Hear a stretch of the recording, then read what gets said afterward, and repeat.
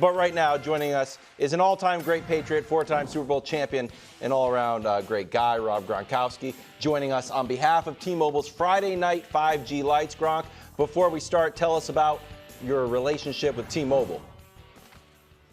You're so small. Yes, I teamed up with T-Mobile for a lucrative campaign named Friday Night 5G Lights. And if you want more information, you can just go to www.fridaynightfivglights.com. It's a nationwide, hold on, my dog's barking. And it's a nationwide competition inviting all high schools to share their stories for a chance to win a multi-million-dollar football stadium makeover. Nice. And the prizes include $1,000, $100,000 cash grant, a new teched-out scoreboard, the ultimate tailgate party, which you two should be at because that's always popping. And my favorite, Gronk Fitness, which is my family's business. We will be upgrading the weight room so these kids can stay strong and fit and go out there and dominate on the field. True story. Remember how I do pull-ups in my garage? Yeah. It's on a Gronk Fitness pull-up bar. Really? Yeah, multiple places to put your hands. Oh, wow. It's in my garage. Do you want to? You were talking. I was gonna ask some, but you were talking about Drake Maye. All right. So Drake Maye, I'm a Patriots guy. Drake Maye is our quarterback. Played briefly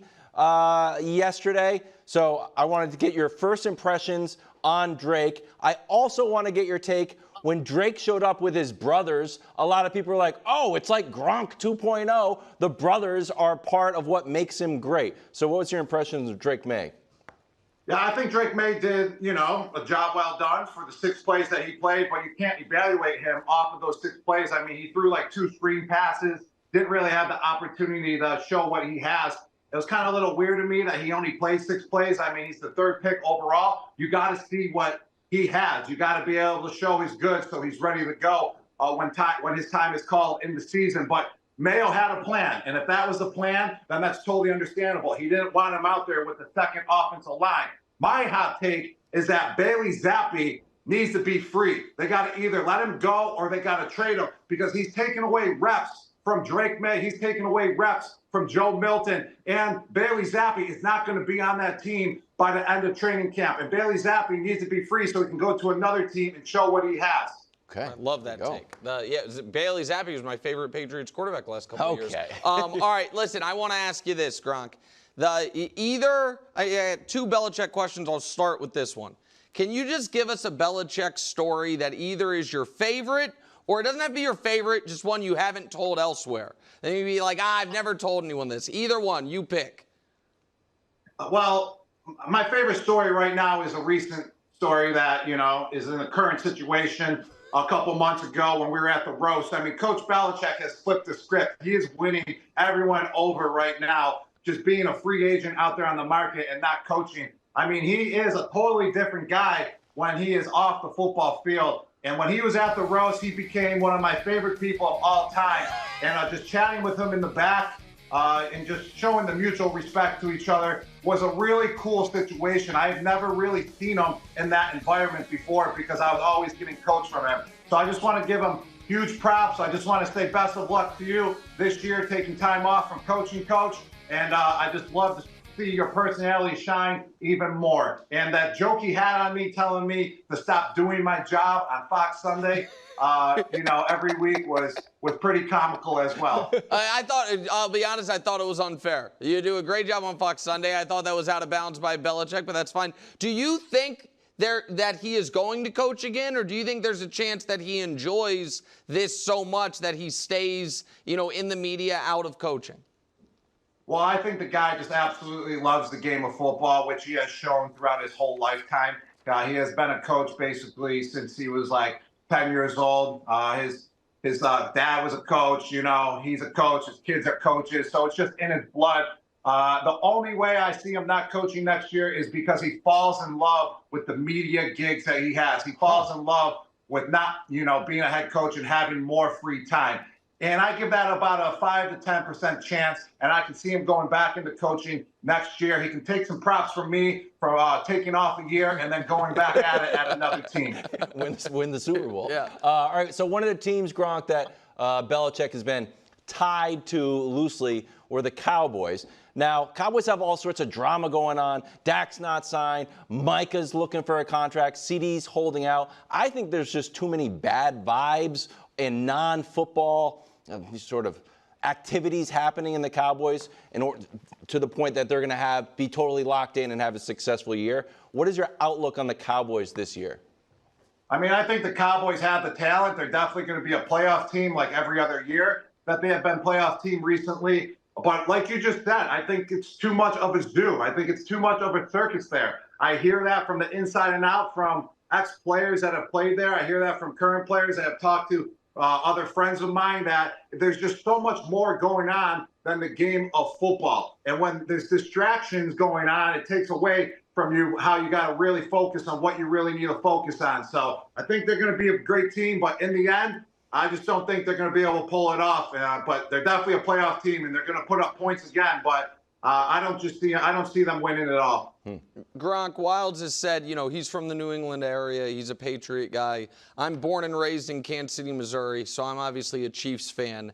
And the Chiefs you're one of the only people alive that know what the Chiefs are going through, so to speak, right now, as far as the consistent excellence, but yet finding a way to create like a chip on their shoulder.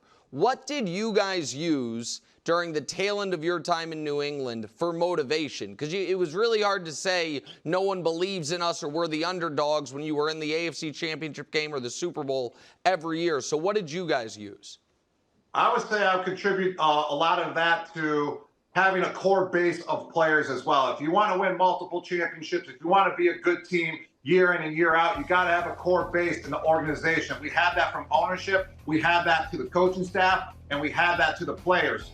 And I would also contribute to Coach Belichick and Tom Brady being able to motivate us week in and week out, no matter what the situation was. If we're losing or winning championships or losing to the worst team in the league, they helped pick us up to be motivated and give our best shot whatever week was coming up. So a huge shout out to them for, raising the bar every week and raising that bar to just having excellence when you hit the field. So I want to stay on Chiefs-Patriots thing for one more question, in that the other similarity is these two dynasties have the two greatest tight ends in NFL history, you and Travis Kelce.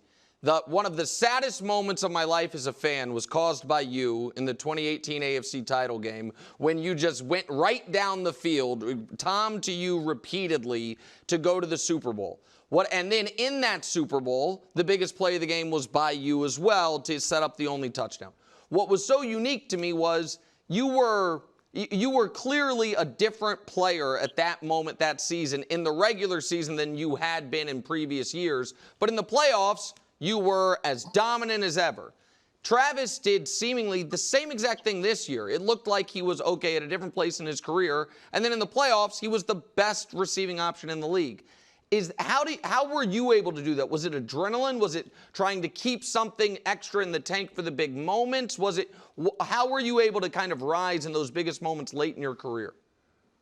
Well, going back to last question as well, how you contribute to, a dynasty and winning multiple championships in a row, it's having a great tight end. And that's what the Kansas City Chiefs have right now. And that's what the Patriots had with myself a couple of years back. But going back to your question now, there's a light at the end of the tunnel when you hit the playoffs. If you're beat up all year long, which I was the last year in New England, I was struggling. It really was. Mentally and physically, I was beat up. I was injured. My body wasn't responding how I wanted to respond, compared to how I was in my young 20s. So therefore, when the playoffs hit, I knew there was about 3 games left. I actually knew that year that was going to be my last year too, and I wanted to go out with a bang no matter what the situation was. So I just gave it my all in the playoffs on the blocking side and on the receiving side of the field. And ultimately, I knew it was going to be the end that year, and I just wanted to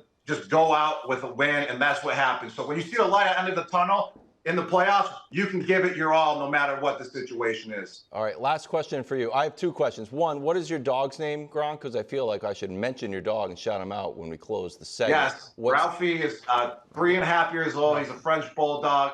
And I said, if I win the Super Bowl in Tampa Bay, I'm getting a dog. So we won the Super Bowl, got him 2 weeks later, and his name is Ralphie. Ralphie, okay, Ralphie. All right, so speaking of that Super Bowl, all-time great quarterback, 40+, changes team, has success, wins the Super Bowl. Aaron Rodgers, all-time great quarterback, changes teams. Now with the Jets, do you see a Super Bowl in Aaron Rodgers' future?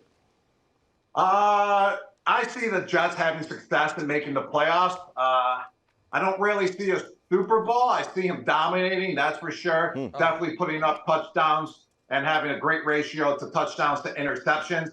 And what's so intriguing about Aaron Rodgers is that he's a legacy quarterback, and he was with one team for so long. And people love to see legacy quarterbacks switch teams at the end of their career and see how they fare. Just like Tom Brady when he went to the Tampa Bay Buccaneers.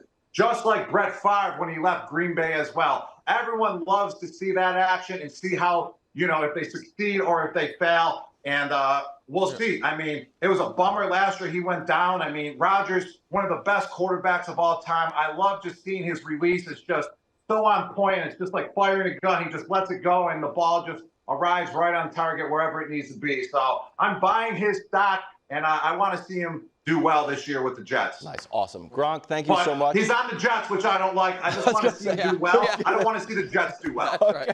Thank you to Gronk and Ralphie. Yes, of course. Great job. Looking forward to seeing you this year. Have a great year. Thank you guys for having me. Right on. Thanks, Gronk. Thanks for watching. Subscribe here to get more from the show and to check out clips from other shows on FS1.